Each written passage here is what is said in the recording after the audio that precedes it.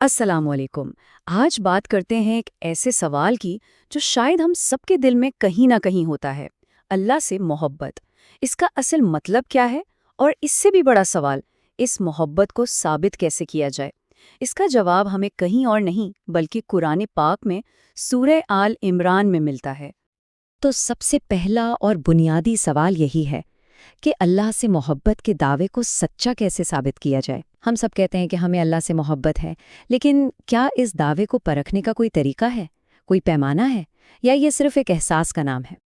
دیکھیں، اللہ سے محبت کا دعویٰ کوئی چھوٹا دعویٰ نہیں ہے، یہ تو ایک مومن کے ایمان کی جان ہے، اس کی روح ہے۔ لیکن کیا یہ دعویٰ صرف دل کی بات ہے، بس کہہ دیا اور ہو گیا؟ اللہ سے محبت بلا شبہ ایک بہت بڑا روحانی مقصد ہے، لیکن پھر وہی بات آ جاتی ہے کہ اس گہری محبت کے اظہار کا طریقہ کیا ہے، اس کی تصدیق کیسے ہو، کیا کوئی اسی کسوٹی، کوئی ایسا معیار ہے جس پر اس دعوے کو پرکھا جا سکے؟ اور مزے کی بات یہ ہے کہ اس کا جواب ہمیں خود اللہ تعالیٰ نے دے دیا ہے۔ جی ہاں، سورہ آل عمران کی آیت نمبر 31، وہی ہے وہ الہی امتحان، وہ لٹمس ٹیسٹ جو اس دعوے کی سچائی کو پرکھتا ہے۔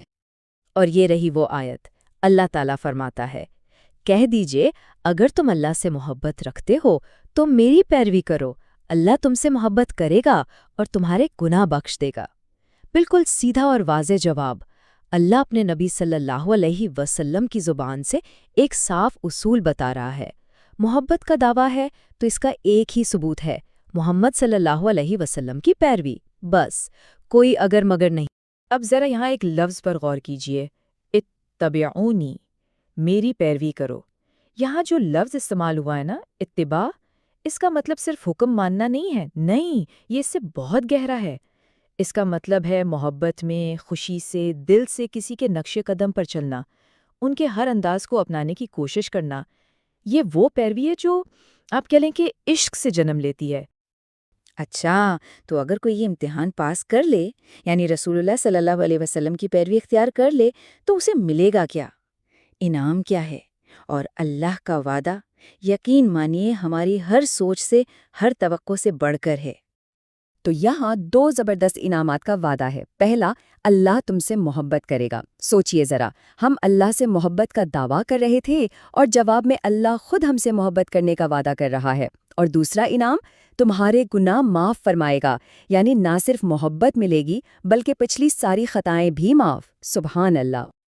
اور یہی تو اس پورے معاملے کی خوبصورتی ہے کہ یہ رشتہ اب یک طرفہ نہیں رہا، یعنی صرف بندے کی طرف سے محبت کا دعویٰ نہیں ہے، بلکہ رسول اللہ صلی اللہ علیہ وسلم کی اتباع کے ذریعے یہ ایک دو طرفہ، ایک حقیقی رشتہ بن جاتا ہے۔ ہماری محبت کے جواب میں اللہ کی محبت۔ واہ! ٹھیک ہے، تو ایک طرف تو یہ اتنا بڑا انعام ہے، لیکن سکے کا دوسرا رخ بھی تو ہوتا ہے نا۔ اگر کوئی اس راستے سے منہ موڑ لے، اسے نظر انداز کر دے، تو پھر کیا ہوگا؟ قرآن اس معاملے میں بھی بالکل واضح ہے، اور اگلی ہی آیت میں ایک بہت سنجیدہ وارننگ دی گئی ہے۔ آیت کہتی ہے، کہہ دو اللہ اور اس کے رسول کی اطاعت کرو، لیکن اگر وہ منہ پھیر لیں تو بے شک اللہ کافروں سے محبت نہیں کرتا۔ بات بالکل صاف ہے، اللہ اور اس کے رسول کی اطاعت سے منہ موڑنے کا نتیجہ بہت بہت سنگین ہے، اللہ کی محبت سے محرومی۔ تو اب ہمارے سامنے دو راستے بالکل صاف نظر آ رہے ہیں۔ ایک طرف ہے رسول اللہ صلی اللہ علیہ وسلم کی پیروی، یعنی اتباع، اس کا نتیجہ اللہ کی محبت اور گناہوں کی معافی، اور دوسری طرف ہے انکار، منہ موڑنا، اس کا نتیجہ اللہ کی محبت سے محرومی۔ انتخاب بالکل واضح ہے، اور یہ انتخاب ہم سب کو خود کرنا ہے۔ اچھا، یہ ساری باتیں تو سمجھ آ گئیں، لیکن اب سوال یہ ہے کہ اسے اپنی زندگی میں لائیں کیسے؟ اس محبت کو عمل میں کیسے بدلیں؟ مطلب اس علم کو اپنی روزمرہ کی زندگی کا حصہ کیسے بنایا جائے؟ تو اتباع کا مطلب ہے کہ نبی اکرم صلی اللہ علیہ وآلہ وسلم کی زندگی کو اپنا بلو پرنٹ بنایا جائے۔ کیسے؟ سب سے پہلے تو ان کی سیرت کو جانیں، اسے پڑھیں، پھر ان کی سنتوں کو اپنی زندگی میں شامل کرنے کی کوشش کریں۔ کوئی بھی فیصلہ کرنے لگیں تو سوچیں کہ اس موقع پر نبی صلی اللہ علیہ وآلہ وسلم کی کیا رہنمائی ہے، اور شاید سب سے اہم، ان کے اخلاق، ان کے کردار کو اپنانے کی دل سے کوشش کریں۔